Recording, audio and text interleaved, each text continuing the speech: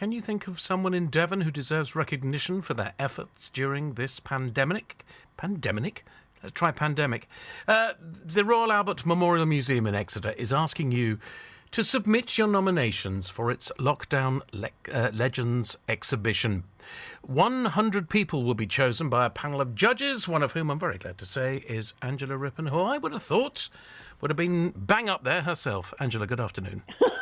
Hello, Fitz. Actually, that's really kind of you to say that. I'm incredibly flattered, but I would not qualify for this particular scheme. This is something very specific that the Exeter City Council and the museum have come up with. What they want to do is recognise those people who have really, really made a difference. They're the COVID-19 heroes who've really pulled together to help the most vulnerable people in society. And what they're asking is that people will nominate them by doing two things. They will choose who their hero is going to be. Now, it might be somebody in the NHS, it might be their local postman, it might be the delivery people, the person who's been taking your dog for a walk because you can't go out because you're being shielded, whatever. Somebody who has done something really very special during these extraordinary times. We'd like a photograph of them, please, and in no more than 100 words, why you are nominating them as a hero. It's a combination of the words and the pictures to nominate individuals who are worthy of these accolades. And as we said, we're going to pick 100 of them out of the many hundreds of entries that I know we're going to get. And this would be a wonderful record for the museum to have permanently of the history of this really peculiar time in our lives, something that none of it, well, I suppose not since the end of the First World War, when we had the flu epidemic. Very few people living today have lived through anything like this. And this is the way that they want in the museum to actually mark this particular period in time by honouring those people who really, really have gone above and beyond anything that we might have expected. Or even people that suddenly, I mean, how many people of us, I wonder, how many of us have taken for granted our postmen? Yes. And postwomen, the people who make deliveries, from online sales. How many of us have taken for granted an awful lot of people who for many years have been doing things for us in society?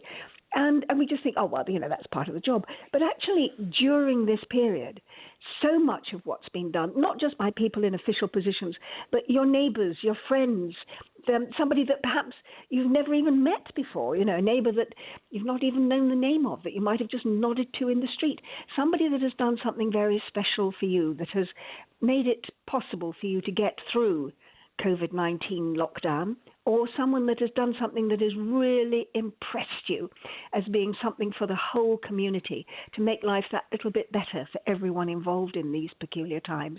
These are the people that we want to honour, and not just for this one exhibition, but to remain in the museum for perpetuity, to be part of the collection, so that 100 years from now people will look back and say, crikey, look at how those people looked after each other. Look at the levels of humanitarianism and care and thoughtfulness that went into society at that time. That's what we want. We want something that will be there for posterity and for history. Well, I must admit, when this all started, as ever, I just put my bins out. Never thought whether they were actually going to be picked up. And lo and behold, there they were. Same time, same place. Very cheerly, quick wave, morning Fitz. And they were there. Yes, I know. And I'm sure, that an awful lot of us have taken for granted an awful lot of things that have been happening around us. And maybe what's happened during COVID is that the things that people do that are generous, that are thoughtful, that are kind, they're things that suddenly have been magnified, because now we're all in lockdown and we can't do many things for ourselves, and we find that we're dependent on other people in many instances. All of those acts of kindness, which we might have taken, or just sort of acts of civil duty that we might have taken for granted before, we now see in an entirely different light. And I'm sure you're the same, Fitz. I'm sure you've got friends who, certainly I have. I've been taking photographs. I remember taking photographs. I'm in London at the moment. Of course, I've been here throughout the lockdown, but sadly, I'm not allowed down to my glorious Devon because, I'm just not allowed to go to what is referred to as my second home. Yep. It is my home as well as whether it's first first or second, it's immaterial. But I've not been able to go to Devon, so I've been recording things happening here in London. And I remember on the first Sunday morning of lockdown, I was out because I was allowed to go out for a walk, and I went out at 7:30, 8 o'clock in the morning, and I took a photograph of Kensington High Street, which is one of the busy thoroughfares in London. There was not a soul, not a car, a bus, a cyclist, a person, a dog, nothing. It was totally empty. And I've been taking photographs ever since as we've gone through the lockdown for my own personal records.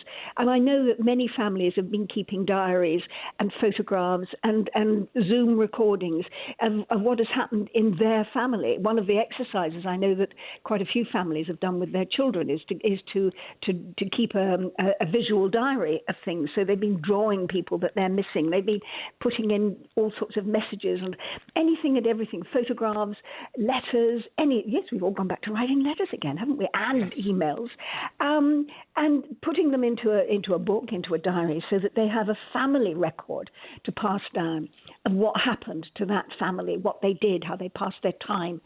And this is on the next scale, if you like. This is on a county-wide scale. So even though it's the museum in Exeter, it's not just people in Exeter, it's everyone in the entire county, the whole of Devon, having an opportunity to record something which I hope none of us ever see again in our lives. Indeed. Sunday the 19th of July, that is the deadline for the entries. 100 lockdown legends. How are you coping?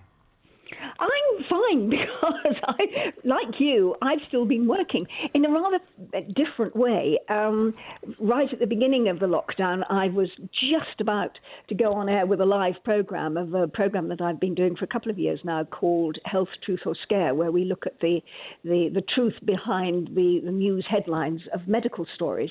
And all the films were ready and we were ready to go into the studio. And then, of course, with lockdown, because I'm over 70, I'm not allowed in the studio.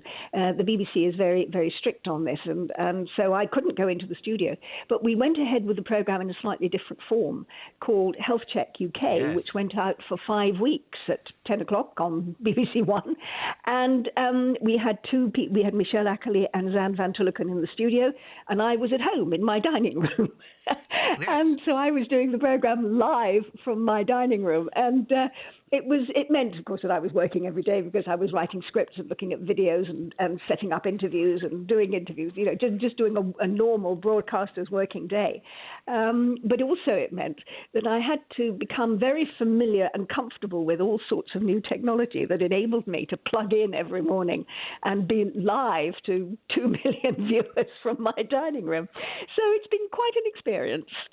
One which we hope we won't go through again, as you say, but it was a great series of programmes, and that's the message was passed on. It was a very helpful section of the BBC. Oh, good. Oh, I'm glad it was. I'm glad. So, yes, I've been going, and I seem to be spending hours on the phone because, I can't see my friends, and because I'm not in Devon, I can't be with friends and family in Devon. So, like an awful lot of people, I'm doing Zoom calls and keeping in touch visually as best I can, and literally spending hours on the phone, just talking to people, making sure they're okay and catching up with them and having all of that social contact, because I think as human beings, that's what we miss, isn't it? I can't give anybody a hug, even though now we're allowed to have to meet other people, that it's really weird not being able to, when you see someone, your automatic reaction is to go up and you want to give them a hug. And so, keeping that distance and saying, hi, great to see you is very weird. And I suppose we will get used to it, but I hope not for a lifetime. I hope we can go back to being social creatures again and enjoying each other's company properly. That's what I'm waiting for. That and Boris saying that we can go to second homes, because I shall be in my car down the M5 and the M4 before you can say Tavistock, and I shall be there. All the W's, rammuseum.org.uk. Angela, as ever, it's always a pleasure, and we look forward to seeing you. Actually, I shall go so far as giving you a hug. It would be lovely. Wouldn't that be nice? In the meantime, I'm following my friends who are Buddhists and giving the wonderful sort of Eastern greeting of just hands together and bowing, and that's about as close, because nothing else is permissible at the moment, but at least it's a visual sign that you're so pleased to see somebody, along with, once you lower the mask around your face, a broad grin and a smile. Brilliant. Fantastic. Lockdown heroes at the Royal Albert Memorial Museum.